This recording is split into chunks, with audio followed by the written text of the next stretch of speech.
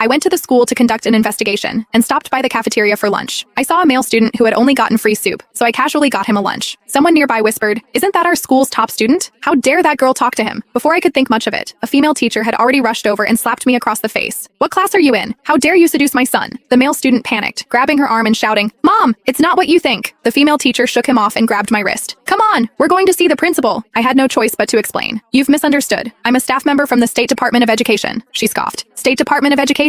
At your age you dare to lie? Let's go." But I just have a baby face. When I was dragged into Principal Zachary Thorne's office, she was still yelling, "Mr. Thorne, my son is our top student. How dare she seduce him? A student like this must be expelled." He turned to me, his tone stern. "What class are you in? Give me your parents' phone number. You're expelled." I smiled. "I dare to give it to you, but I'm afraid you won't dare to call." Zachary Thorne was caught off guard by my response and froze for a moment. That teacher named Rebecca Foster jumped up beside him. "Mr. Thorne, look at her attitude. This shameless thing should be severely punished." I leaned back in my chair, rubbing my reddened wrist where she'd grabbed me. "Stop talking and make the call." Zachary Thorne rose to the challenge and picked up the desk phone. "What's the number?" I rattled off a string of digits. He dialed, pressed the speakerphone, and said arrogantly, "Hello, I'm Mr. Zachary Thorne from Ivy Ridge High School. Are you this student's parent? Your child has been seducing male students at school. Please come immediately." There was a 2-second silence on the other end. Then a voice came through, clearly confused. "What? What are you saying?" "Who?" Zachary Thorne repeated. "Your daughter has been seducing male students at school. Please come to the school immediately to handle this." Silence again on the other end. I almost couldn't hold back my laughter. If Mr. Thorne knew who was on the other end, he'd probably wet his pants already. Too bad he didn't know. He was still standing there arrogantly, waiting for my parent to come and apologize to him. "Mr. Thorne," the voice on the other end became strange. "Are you certain you're talking about my daughter?" "Of course I'm certain." Zachary Thorne was getting impatient. "Are you coming or not?" The other side said, "I'll be right there." "Mr. Thorne, until I arrive, no one is to lay a finger on her." The phone hung up. Mr. Thorne held the receiver and snorted. "Pretty arrogant." Rebecca Foster came over. "What happened? What was their attitude?" "Said they'll be right here." Zachary Thorne put down the receiver.